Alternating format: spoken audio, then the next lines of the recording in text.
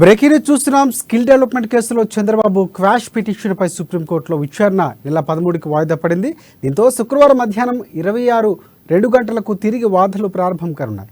ఇవాళ 17A ఇరుపక్షాల హోరాహోరీగా వాదనలు వినిపించారు. చంద్రబాబు తరఫున హరీష్ సాల్వే, సిఐడి తరఫున ముకుల్ రోహత్కి వాదించారు. చంద్రబాబుకు 17A వర్తిస్తుందని సాల్వే బలంగా వాదించగా 2018కి ముందే విచారణ ప్రారంభమైందని, 17A బాబుకు వర్తించుదని రాష్ట్ర ప్రభుత్వ తరఫున ముకుల్ రోహత్గి వాదించారు.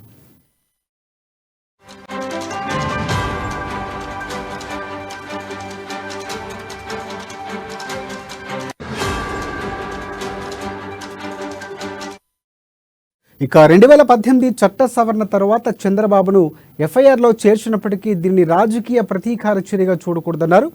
ఇక చంద్రబాబుపై తగినన్ని ఆధారాలు దొరికిన తర్వాత 2021లో కేసు నమోదు చేసినట్లు చెప్పారు. కేసులో చంద్రబాబును ఎప్పుడో చేర్చినప్పటికీ కేసు విచారణ కొనసాగుతున్నట్లుగానే పరిగణించాలని చెప్పారు. చట్ట సవరణ ముందున్న ఆరోపణలకు అంతకు ముందున్న చట్టమే వర్తిస్తుందని చెప్పారు. ఇక చట్ట సవరణకు ముందున్న నేరం కాబట్టి 17A వర్తించదు అని ముకుల్ రోహత్గి సుప్రీం ధర్మాసనానికి వెల్లడించారు.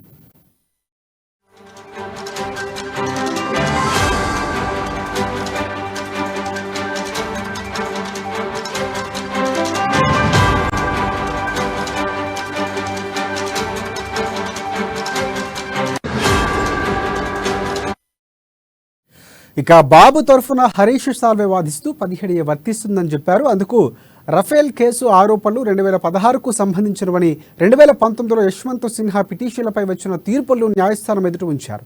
ఇక చట్ట సవరణకు ముందున్న ఆరోపణలు పరిగణలోకి తీసుకునే 2019లో కేసు కొట్టివేశారన్నారు.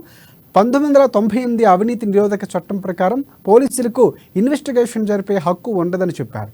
ఇక ఈ పరిణామాలన్నింటికీ ప్రకారం కేసు నమోదుకు ముందస్తు అనుమతి తప్పనిసరి అని, కేసులో ప్రజాప్రతినిధి భాగస్వామ్యం ఏంటని విచారణకు ముందే గవర్నర్ అనుమతి తప్పనిసరని వాదనలు వినిపించారు.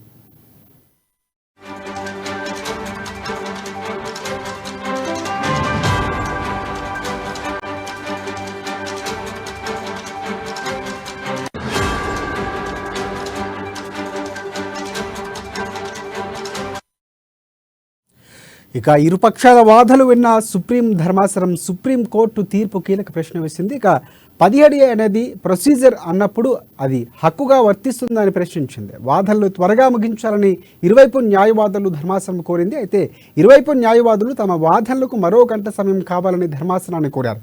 ఈ క్రమంలోనే ఇతర కేసులను కూడా విచారించాల్సి ఉందని న్యాయవాదులకు సుప్రీం తెలిపింది. భోజన విరామం తర్వాత ముకుల్ రోహత్గి వాదనలు విన్న న్యాయస్థానం తదుపరి విచారణ వాయిదా వేసింది. పిటిషన్పై వాదనలు ముగిసిన నేపథ్యంలో ఈ నెల 13న తీర్పు వెలువడే అవకాశం కనిపిస్తోంది.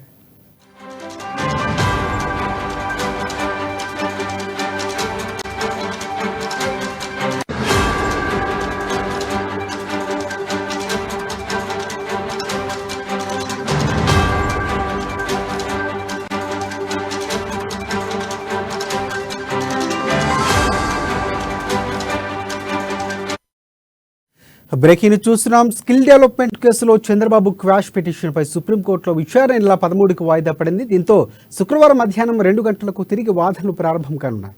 ఇవాళ 17A ఇరుపక్షాల హోరాహోరీగా వాదనలు వినిపించాయి. చంద్రబాబు తరఫున హరీష్ సాల్వే, సిఐడి తరఫున ముకుల్ రోహత్కి వాదనలు వినిపించారు. ఇక చంద్రబాబుకు 17A వర్తిస్తుందని సాల్వే బలంగా వాదించగా 2018కు ముందే విచారణ ప్రారంభమైందని, 17A బాబుకు వర్తించదని రాష్ట్ర ప్రభుత్వ తరఫున ముకుల్ రోహత్కి వాదించారు.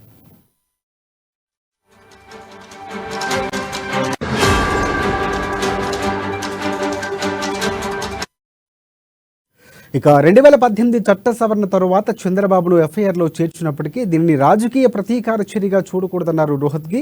చంద్రబాబుపై తగినన్ని ఆధారాలు దొరికిన తర్వాతే 2021లో కేసు నమోదు చేసినట్లు చెప్పారు. ఇక కేసులో చంద్రబాబును ఎప్పుడో చేర్చినప్పటికీ కేసు విచారణ కొనసాగుతున్నట్లుగానే పరిగణించాలని చెప్పారు. చట్ట సవరణ ముందున్న ఆరోపణలకు అంతకుముందున్న చట్టమే వర్తిస్తుందని చెప్పారు. ఇక చట్ట సవరణకు ముందున్న నేరం కాబట్టి 17A వర్తించదని ముకుల్ రోహత్గి సుప్రీంకోర్టు ధర్మాసనానికి తెలిపారు.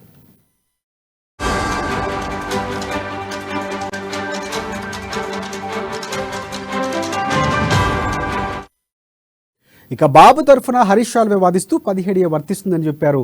అందుకు రఫేల్ కేసు ఆరోపణలు 2016కు సంబంధించినవని 2019లో యశ్వంత్ సిన్హా పిటిషన్లపై కూడా వచ్చిన తీర్పులను న్యాయస్థానం ఎదుట ఉదహరించారు. చట్ట సవరణకు ముందున్న ఆరోపణలు పరిగణలోకి తీసుకునే 2019లో కేసు కొట్టివేశారన్నారు. ఇక 1998 అవినీతి నిరోధక చట్టం ప్రకారం పోలీసులకు ఇన్వెస్టిగేషన్ జరిపే హక్కు ఉండదన్నారు. ఈ పరిణామాలన్నింటి ప్రకారం కేసు నమోదుకు ముందస్తు అనుమతి తప్పనిసరి అని, కేసులో ప్రజాప్రతినిధి భాగస్వామ్యం ఏంటని, విచారణకు ముందే గవర్నర్ అనుమతి తప్పనిసరని వాదనలు వినిపించారు.